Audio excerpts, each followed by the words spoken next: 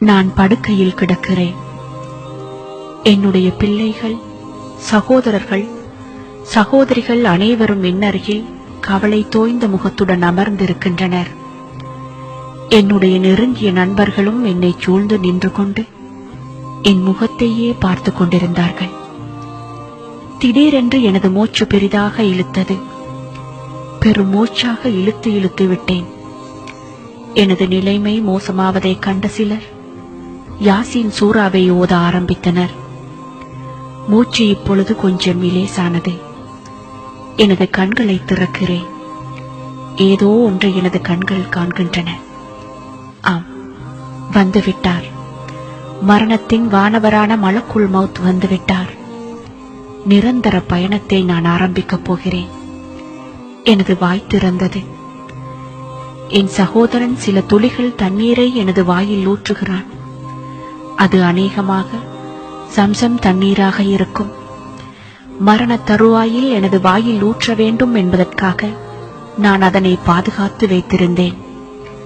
அனைவரும் லா இலாஹ இல்லல்லாஹு முஹம்மது ரசூலுல்லாஹ் என்று மொழிய ஆரம்பித்தனர்.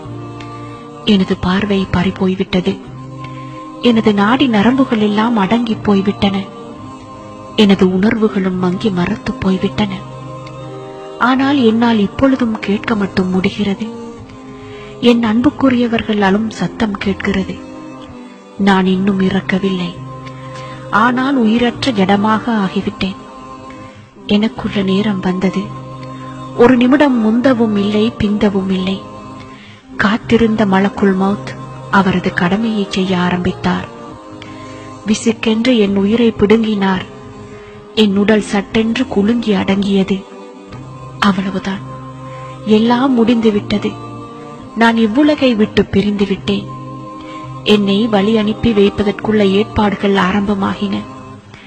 நான் மாடாய் உழைத்து சேர்த்த சொத்துக்கள், வங்கி தொகைகள், அனுபவித்த விலை உயர்ந்த கார்கள், வாழ்நாள் முழுவதும் நான் சேகரித்த எனது தொடர்புகள் அனைத்தும் இனி எனக்கு எந்த பயனையும் அளிக்கப் போவதில்லை. இனி எனது அடையாளம் என் கப்ரு மட்டும்தான். எனது பெயரும் மாற்றப்பட்டு விட்டது. என் பெற்றோர் பல நாட்கள் ஆலோசனை செய்து தேர்ந்தெடுத்த எனது பெயர், அவர்கள் வாயால் கூவி கூவி அழைத்து மகிழ்ந்த அந்த பெயர் மாற்றப்பட்டு விட்டது. இப்பொழுது எனது பெயர் ஜனாசா, அதாவது இறந்த உடல். எனக்கு நெருங்கியவர்கள் எனது கபரை வெட்டுவதற்கான ஏற்பாடுகளில் இறங்கியுள்ளார்கள். ஜனாசாவை நீண்ட நேரம் வீட்டுக்குள் வைக்கக்கூடாதாம். அவர்களுக்குள் பேசிக் கொள்கின்றனர். என்னை இப்பொழுது நீண்ட நேரம் வைத்துக் கொள்ள அனுமதி இல்லாத இந்த வீட்டை நான் தான் கட்டினேன். பல கனவுகளுடன் பார்த்து பார்த்து லட்சக்கணக்கில் செலவு செய்து கட்டினேன். என்னை குளிப்பாட்ட ஏற்பாடு நடக்கிறது. நான் வீட்டுக்கு வெளியே குளிப்பாட்டுவதற்காக எடுத்துச் செல்லப்படுகிறேன். நான் பார்த்து பார்த்து கட்டிய வீட்டில், நான் அழகுற கட்டிய குளியல் அறையில் எனக்கு குளிக்க அனுமதி இல்லை. குளியல் அறையை சொகுசாக பயன்படுத்த வேண்டும் என்பதற்காக விலை உயர்ந்த பொருட்களை வாங்கி அங்கே பொருத்தினேன். அவையெல்லாம் இனி எனக்கு சொந்தமில்லை.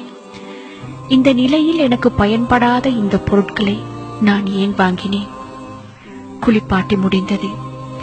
என்னை வெள்ளை துணியில் சுற்றினார்கள். விலை உயர்ந்த என் ஆடைகள் எல்லாம் எங்கே போய்விட்டன? என்னை சந்தூக்கில் வைத்தார்கள். எனது விலை உயர்ந்த ஏசி கார் ஒரு பக்கம் கம்பீரமாக நின்று கொண்டிருந்தது. அது இப்பொழுது எனக்கில்லை. எனக்கு கிடைத்திருப்பதெல்லாம் இந்த மரப்பெட்டிதான். இதற்குத்தானா நான் இவ்வளவு நாள் கஷ்டப்பட்டு பணம் சம்பாதித்தேன்? இப்பொழுது எந்த பயனும் தராத இந்த பணத்தை சம்பாதிப்பதற்குத்தான் நான் எத்தனை பொய்கள் சொன்னேன். எல்லாம் வீணாக போய்விட்டது. நான் என் வாழ்க்கையை தொலைத்து விட்டேன். எனது இறுதி பயணத்தை சுத்தமாக மறந்துவிட்டேன். ஆனால் அது உறுதியானது, மிக நெருங்கியது என்று எனக்கு தெரியும். இருந்தாலும் அதனை மறந்து உலக மாயையில் மூழ்கி போனேன். பாவங்களில் பழகி போனேன். ஆனால் இன்றோ எனது விளையாட்டு முடிந்து விட்டது. இது எனக்கு மட்டுமல்ல, உங்கள் எல்லோருக்கும் தான். நீங்கள் எல்லோரும் இதே நிலையை ஒரு நாள் அடையத்தான் போகிறீர்கள்.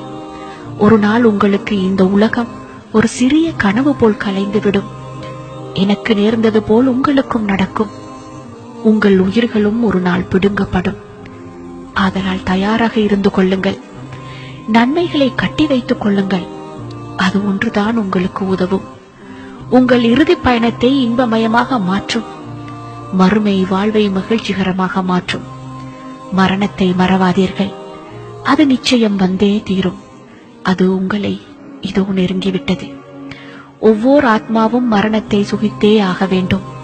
அன்றியும் இறுதி தீர்ப்பு நாளில்தான் உங்கள் செய்கைகளுக்குரிய பிரதிபலன்கள் முழுமையாக கொடுக்கப்படும். எனவே எவர் நரக நெருப்பிலிருந்து பாதுகாக்கப்பட்டு சுவர்க்கத்தில் பிரவேசிக்குமாறு செய்யப்படுகிறாரோ அவர் நிச்சயமாக வெற்றி அடைந்து விட்டார். இவ்வுலக வாழ்க்கை மயக்கத்தை அளிக்கவல்ல அற்ப இன்ப பொருளே அன்றி வேறில்லை. அல் குர்ஆன்.